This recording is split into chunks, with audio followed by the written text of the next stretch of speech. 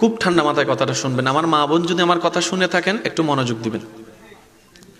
একজন মানুষ সকালবেলা চাকরিতে গেছে। এই যে বাবা, আব্বু কথা বলেন না। একজন মানুষ সকালবেলা চাকরিতে গেছে, কোন একটা কারণে বসের সাথে দুই কথা হইছে। সবার সামনে বস তাকে বকা দিছে। বকা শুনে সবার সামনে লজ্জিত হয়ে মেজাজ,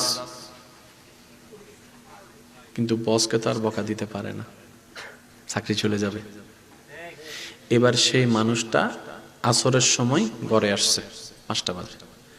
আসার পরে সামনে রুমে বসছে। মেজাজ কি বলেন না, মেজাজ কি?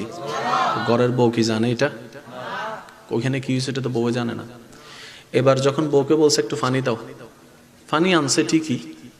এখন ওই যে মেজাজ গরম, কেমনে মেজাজটাকে ঠান্ডা করবে, রক কেমনে দেখাবে, বসকে তো দেখাইতে পারে নাই।